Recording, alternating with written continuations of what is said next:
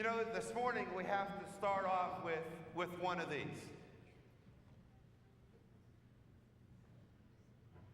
A little brain teaser we're going to have this morning. So hopefully you're awake and you had a good night's sleep and you're alert this morning. Let's see if you can figure out this brain teaser. There are 7 days in a week. 2 of those 7 days are days that we should never worry about. As each day passes, these 2 days remain exactly the same in name. What are those 2 days? I heard someone give me one of those days.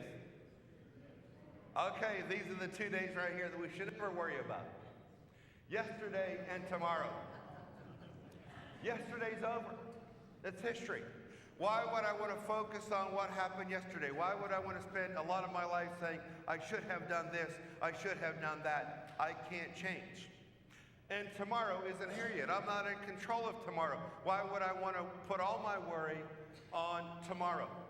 What I should really do if I want to enjoy my life, I need to enjoy the moment. I need to enjoy today because that's what I have right now. That's what's right in front of me is today.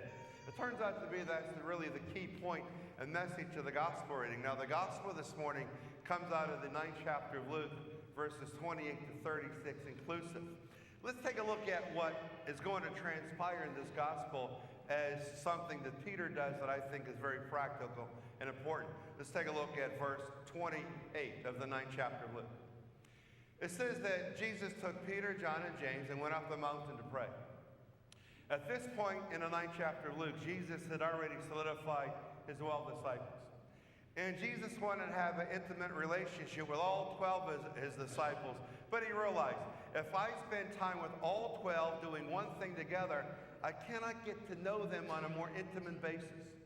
So every so often, Jesus would break the group down. That's why he decided to spend time with Peter, James, and John. Not because those 3 were the favorite out of the 12, but because he wanted to break them down into smaller segments to get to know these men in a much better way. So they went up the mountain to pray. Jesus always liked, when you read the gospel, he always liked going to a mountain to pray. He just felt closer to God on top of a mountain. And when you're on a mountain, a really high mountain, you have a panoramic view of all that God has created. If you're in a really high mountain, then you have the joy of seeing something you don't ordinarily see in day-to-day life. When you're in a really high mountain and a bird flies by, you get to see the top of the bird rather than the bottom of the bird, and that's kind of exciting. So they're on this mountain spending time with each other, and there's something very beautiful that happens when you decide to spend time with someone you don't ordinarily spend time with. Let's take a look at verse 29 of the 9th chapter of Luke. 29 verse.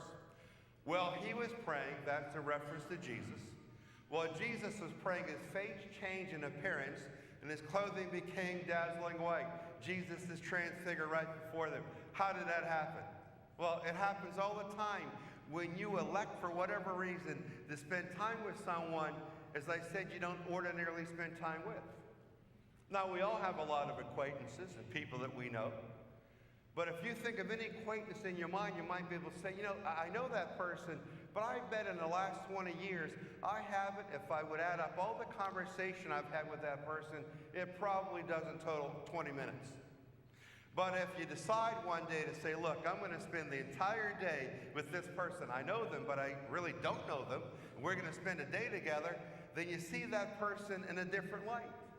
They change right in front of you. After you spend time with the person you don't ordinarily spend time with, you might at the end of that say, you know, I'm glad we hung out together today. I never knew you were that funny. I never knew you were that intelligent. Or you might say, no, I know why you've been divorced 3 times. Because you see that person in a different light. You get to know that person and see a side of that person you've never seen before. And that's what happened with Peter, James, and John. They were seeing a side of Jesus they had never seen before. They were becoming really close buddies. That's how his face changed in appearance. He was seen in a different light. Now, there's a result to that. If you ever had this happen to you, you want to capture those moments, and that's what Peter wanted to do. Let's look at verse 33, 9th chapter of Luke.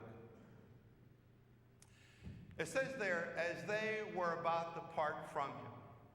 You know, unfortunately, Peter, James, and John and Jesus, they could not stay on that mountain forever. You can't stay on vacation forever.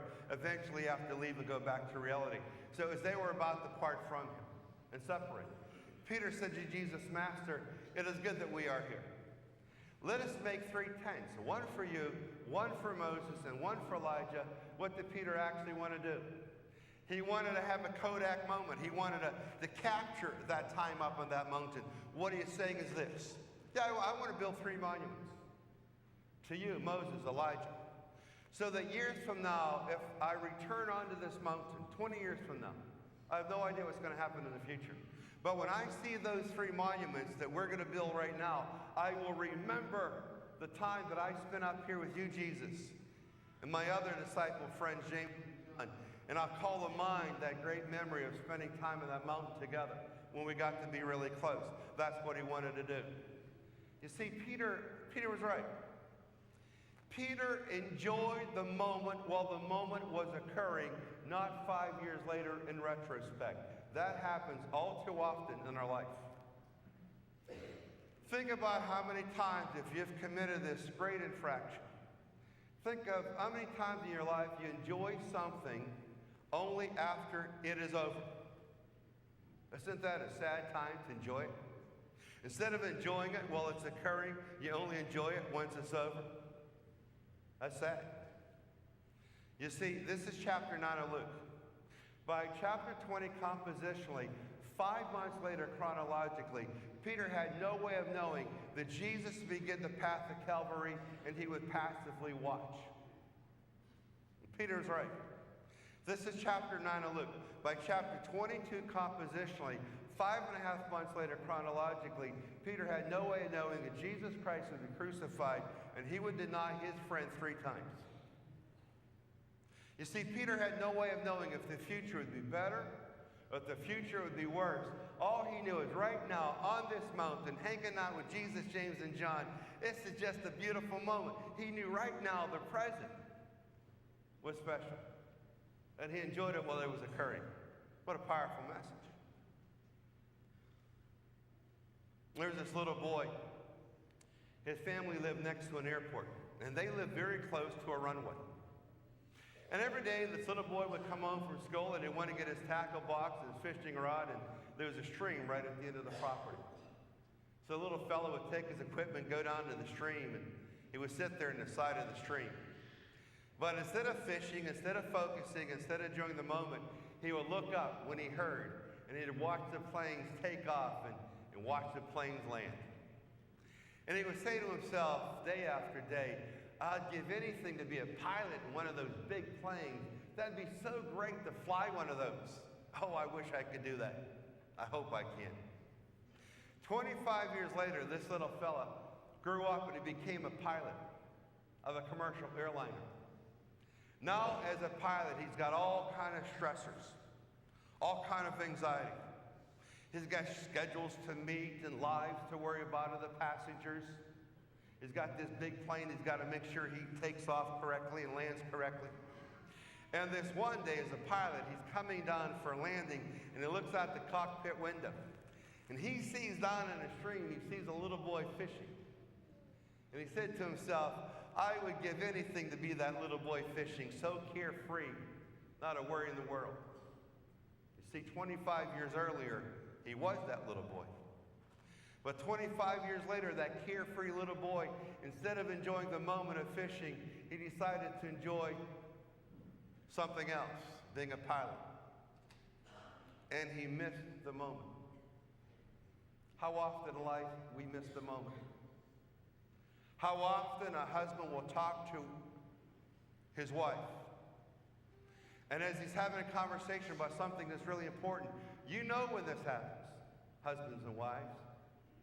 You know when you're talking to your wife or your husband, you're sharing something that's really important, and you look, and although they're there physically, you know that they're not there emotionally and mentally.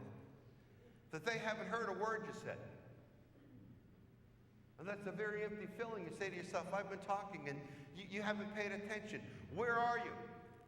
Oh, you're sitting at the kitchen table on the chair. That's where you're at. But where's your head? Where's your mind? Why aren't you here with me right now? That's what I need. I needed you to listen to what I have to say right now. But you're somewhere else. You're stuck in yesterday. You're stuck in tomorrow. But you're not here right now. That's a powerful message. When Peter said, Jesus, let us make 3 tents. One for you, one for Moses, one for Elijah. He said, Jesus, I want to remember this moment forever because it's special. And he enjoyed it while it was occurring. That's the message for all of us. If you want to really enjoy your life, if you really want to enjoy this day, the only way to do it is you can't worry about yesterday. You can't be concerned about tomorrow, because if you do one or the other, you're going to ruin the moment. If you really want to enjoy your life and you really want to enjoy this day, this Sunday here in late February, the only way to do it is just to focus on today. Let yesterday go. Don't worry about tomorrow. Focus on the present. You know, that's why they call the present a gift, because it is. Just focus on the here and now and not the yesterday and the tomorrow.